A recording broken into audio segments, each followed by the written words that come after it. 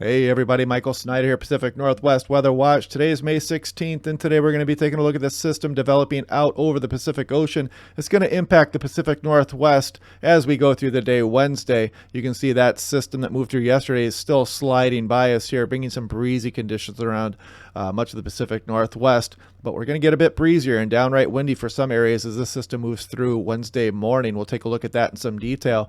Take a look at this big low pressure system over the Pacific Ocean. You're kind of meandering south towards the Hawaiian Islands. This is going to bring them some unsettled weather through this week. So heads up if you're traveling out to Hawaii. Some heavy rain and thunderstorms are possible out there. We'll take a brief look at the rest of the country as well. Then we'll take a look at the extended forecast here for the Pacific Northwest and see just how long this cold weather is going to hang on and if we have any nice weather in store for our future. It seems like the models hint at it and it never seems to arrive, but Tuesday might not be that bad of a day. We'll take a look at that here shortly in a minute. But here's my storm chase yesterday through eastern Oregon. 2-inch hailstones dented my car up a bit there. And it hit my hand actually at one point, kind of left a bruise on my finger, but I'll survive. But yeah, saw some nice structure here. Saw some lightning, as you can see here. And check out some of these hailstones, some golf ball size hailstones, 2-inch stones. And yeah, very impressive storm chase for Northeast Oregon. Very fun day. So checking out the rest of the country as well. If you're traveling out to the East Coast, heads up for this severe weather threat for New York City down through Philadelphia, Washington, D.C., anywhere along the East Coast. Really today, thunderstorm potential. They downgraded that tornado potential a little bit there for the New York area. It was 5% earlier, but there is still a wind and hail threat as well. So heads up if you're traveling. And across the tornado alley tomorrow, looks like it's going to get going a little bit again. Slight tornado chance, and that's going to continue on through midweek. And then highlighted on day 4 here for Minnesota, South Dakota, Nebraska, and portions of Iowa. So Tornado Alley continues to go. It's that time of the year as we get towards mid and late May. Checking out SeaTac yesterday, 7 degrees below average. You can see, though, on Saturday we had 66 degrees, which is right at average. It was a pretty nice day. So, but we're probably going to remain below average for the extended future here. We'll take a look at that in more detail coming up. Now here I wanted to show you the temperatures at 10,000 feet. Check out the Gulf of Alaska low. I mean, look at this cold air. It's just well established. And you can see that low pressure system out over the Pacific Ocean here too. Let's put this into motion here. You can see these move around. And here comes our cyclone for Wednesday. You notice how it looks like a reverse breaking wave here as that moves into Vancouver Island. And then drop some cold air over the region as we go through the day Thursday. That's going to bring some convective potential here for the Pacific Northwest. Maybe a thunderstorm or two around the area. And you can see this system here really drag that deep moisture up over the Hawaiian Islands. Strong sun this time of year. So look for some thunderstorms and some heavy rain out there in Hawaii if you're traveling out that way. Heads up, folks. And taking a look here, you can see all this deep moisture being drug up across the Hawaiian Islands in front of that system. I wanted to show you this too. Look at our developing system coming towards Pacific Northwest. You notice it pulls some moisture up ahead of that, and you can see that warm field, classic warm field there with the mid-latitude cyclone as it moves towards Vancouver Island here. So just kind of brings in a little bit of that moisture there with it in front of the cyclone. Kind of interesting, kind of a classic signature of our windstorms, even though some areas down for Oregon aren't going to be that windy with this system, maybe the higher terrain, but the Puget Sound has a chance to get up towards the upper 30s, and Vancouver Island even a little bit stronger winds as this system moves through on Wednesday. We'll take a look at that coming up here in a moment. Now looking at the winds at 18,000 feet, the Gulf of Alaska trough going strong, and then we go the big gradient here across the Pacific Ocean as this system slams into Vancouver Island, bringing windy conditions across much of the area, especially the higher terrains. And then you can see this drive down and the trough open up over the Pacific Northwest, bringing that cooler weather on Thursday with that thunderstorm chance across the region. As you can see, this jet stream also eject out over the North Plains here and bring that severe weather threat for them. Now looking at this Gulf of Alaska troughing here, and then you can see the system form on the southern periphery of that Gulf of Alaska trough and move it into Vancouver Island and bring windy conditions, pretty good gradient on the south side of this low as it dives inland. And we'll see how far that extends down into the Puget Sound. Some of the model runs earlier had a pretty good blast across the Puget Sound. The Euro was showing, believe it or not, gusts in the low 50s yesterday. That's been calmed down to more near 40 miles per hour, which is much more usual for this time of year in a strong storm. But this would be still very unusual for May with the storm moving through. So we'll see We'll take another look at this tomorrow morning and tomorrow's briefing too, because the models are still in flux with the strength of this storm system moving into British Columbia, but it does look like a pretty good shot of wind for many areas. And this is looking at the NAM 3km. You can see we kind of dry out today, just some residual showers. Tough to get rid of some of those clouds across the central Puget Sound. Looks like maybe some thunderstorms out here through Idaho as well. But anyway, going on into Tuesday, I wanted to highlight this. Look at, we might get a dry day on Tuesday for much of the region, except maybe extreme west portions of Vancouver Island and further up into BC. But here comes that next frontal system as we go through Wednesday morning here. You see it bringing the moderate rain. It's going to be mountain snows all the way down through the Oregon Cascades, even bringing some precipitation to eastern Washington as well. As then you see the system kind of slide through during the day. And a Puget Sound convergence zone is probably going to get going Wednesday evening as well. We'll watch that. We'll look at that a little bit more detail tomorrow too when the high resolution models get more in range for that. Now this is the European. I wanted to show you guys the wind field here with this system. Here it comes. Let's see if you can find it offshore here. Oh, computer's glitching a little bit. Check that thing out as it rolls into Vancouver Island. A nice bent back occlusion, really windy conditions for the north portions of Vancouver Island here. But you can see some of these gusty winds, southeast winds all the way through Whidbey Island, San Juan's, Oregon coast, Washington coast. A really good shot of wind coming up here, folks. So this is going to be a noticeable storm, and you can see it. Pretty strong winds through eastern Washington and Oregon, and higher terrain for Oregon.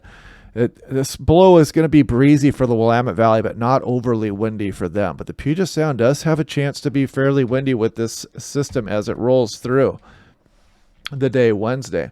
Now looking at the NAM here, I wanted to show you guys this because here goes Wednesday's system rolling through the area, but behind it, check this out. We're going to destabilize in through Thursday, late morning to the afternoon, and that's when we get our next thunderstorm threat.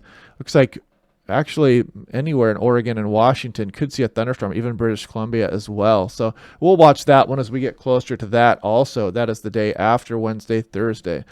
So taking a look here, the European, you can see us dry out. Looks like Tuesday might be a nice dry day, except for maybe extreme northwest British Columbia there, Queen Charlotte's, before the next system just gets cranking here. And you can see this 988 millibar low slam into Vancouver Island, bring the mountain snow, valley rain. European model showing that Puget Sound convergence zone signature and some pretty heavy snows wherever that lines up there through the central North Cascades near Stevens Pass, and maybe even dropping down towards Snoqualmie Pass as you go through the morning hours of Thursday. And you can see as this system drops through, it brings snow all the way down through the Oregon Cascades, maybe through some of the higher terrain of eastern Oregon, Idaho, western Montana on the day afternoon Thursday. So let's take a look at how much snowfall the system might bring us here. Here's the European Kuchera ratio. And you can see the snowfall start to pile up a bit there for British Columbia during the day Tuesday evening. And as we go on through Wednesday morning, see the snow start to pile up for the northern Cascades, a bit for Mount Rainier. Getting later on into Wednesday night and Thursday, you notice some of the passes are probably going to get some snowfall for Washington. And Oregon Cascades do get a shot of snow, as well as some of the higher terrain of northeast Oregon. But the big winners of this one are going to be the higher terrains of British Columbia, Vancouver Island, and some of the north central Cascades. Wherever that Puget Sound conversion zone sets up is probably going to get a nice shot of snowfall as well as some snow for the Rockies of Montana and Idaho there. So checking out the extended here. Here's the European 18,000 feet mean ridge and trough position here. Now, if we put this into motion, you'll see the Gulf of Alaska troughing going strong. Here comes Wednesday's system. Nice gradient on the south side of that. Probably going to bring some windy conditions to the Puget Sound, the coast, and Vancouver Island, like we mentioned, as this system dives through, bringing cold air behind it with the potential for a thunderstorm on the day Thursday. Then this ridge tries to build in a bit, but the troughing is never far away. If the Gulf of Alaska trough comes inland again over British Columbia here on in through later next weekend, and keeps us very cold. I mean, look at this going out to hour 2:40. This is May 25th, the afternoon, and the trough is just still persistent here for the Pacific Northwest. So I know you warm weather lovers don't want to see this, but there is a little bit of a chance maybe this weekend for a nice day or two. We'll continue to watch that as we get a little bit closer. Let's check out the GFS and see what kind of agreement we get here. Here goes Wednesday's system here. As you can see, the trough dive down through the Intermountain West here in the North Plains. And then in the wake of that, maybe we'll get a thunderstorm on Thursday. Some ridging builds up here on the GFS. Check that out. But then the troughing never far away this at this point for this year, dives down again across Montana here, and then onto the extended. Look at this trough the GFS opens up over us here into late May and just continues to plague the region. So yeah, warm weather lovers, maybe we'll get a nice day here this weekend or so, but it's tough to say at this point. We're going to continue to look at this again tomorrow. Let's look at the Canadian. Here goes Wednesday's system. Good agreement. Trough opens up. Ridge tries to build in a little bit here. A little bit better on the Canadian, it looks like, if I remember correctly. This is for Saturday. So maybe we'll get a nice day Saturday. Not out of the cards yet. We'll check this out again tomorrow. Look at the European model yesterday. CTAC well below average for the 10-day period here. So we'll have to watch and see if this ridge can build in a little bit stronger than advertised this weekend. But we'll check this out again tomorrow. Now, this is Seattle Tacoma wind speeds. Look at this. The ensemble mean has us up around 40 miles per hour for CTAC. And again, I've never recorded a wind gust of 39 miles per hour or higher during the month of May. So we're going to get another shot at this here during the late morning and early afternoon on Wednesday. We'll see how this turns out. Look at Quileute. The ensemble mean just over 50 miles per hour. So a nice windstorm in store for portions of the Washington coast and the Oregon coast as we go through the day Wednesday. So heads up out there for this wind event coming in for the coastal areas, especially Vancouver Island. Bellingham, going to get a good shot of wind here too. Mid-upper 40s gusts are possible for Bellingham. And actually, let's take a look at Whidbey Island, what it's calling for here as well. So Whidbey Island, as you can see here, gusting mid-upper 40s possible as well through the day Wednesday. This is mainly late morning as these south-southeast winds get going across the North Puget Sound up towards the San Juan Islands.